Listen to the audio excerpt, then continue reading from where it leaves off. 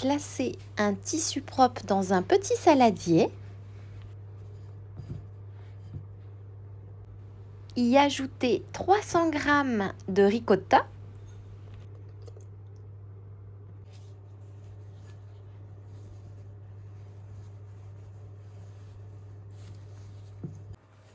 Puis presser très fort tout en serrant le tissu avec la ricotta à l'intérieur afin d'en retirer le lactosérum. Cette étape est ultra importante puisqu'une ricotta sèche cuira beaucoup mieux qu'une ricotta fraîche. Dans un saladier, ajoutez 110 g de sucre.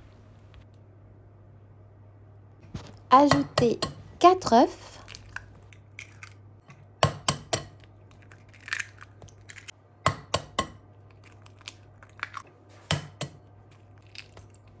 Une pincée de sel.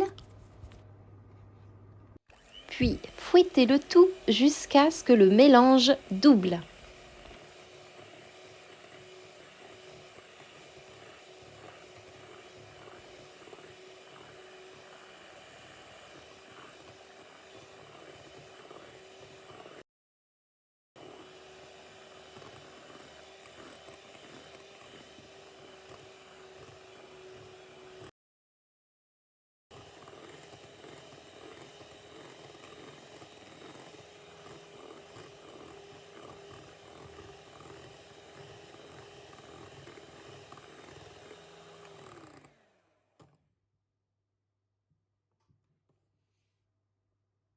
Émondez 150 g d'amandes, les sécher, puis les mixer en poudre fine.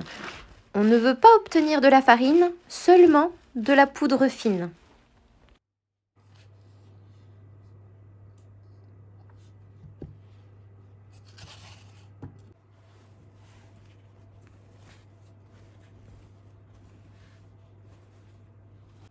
Ajoutez le zeste d'un citron.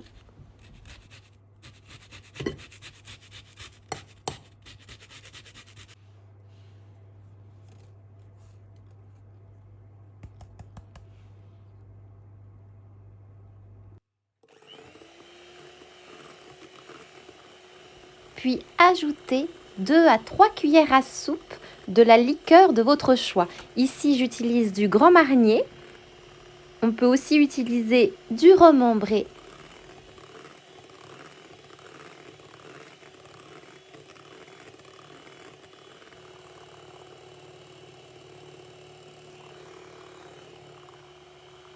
Ajoutez la ricotta en plusieurs fois tout en fouettant.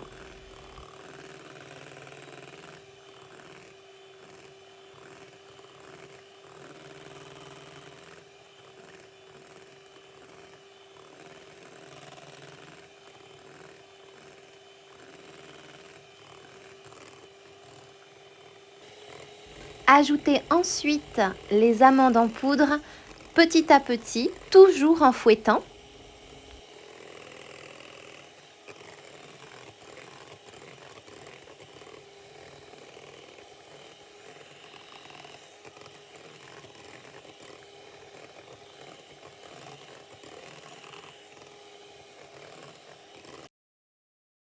Et versez la pâte à gâteau dans un moule à gâteau d'un diamètre de 20 cm recouvert d'une feuille de papier cuisson.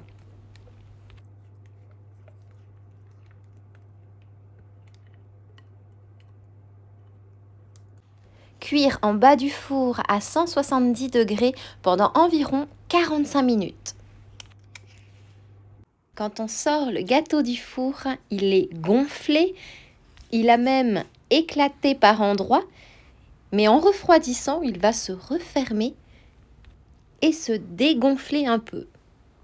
Et alors, c'est complètement facultatif, mais vous pouvez ajouter du sucre glace par-dessus. Ce gâteau italien n'est pas très connu et pourtant il devrait, puisqu'il est délicieux. C'est un de mes gâteaux préférés.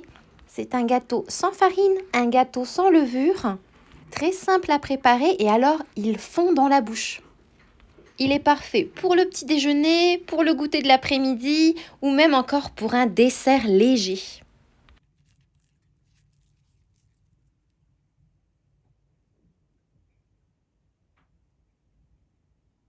une recette facile et sans gluten à essayer de toute urgence.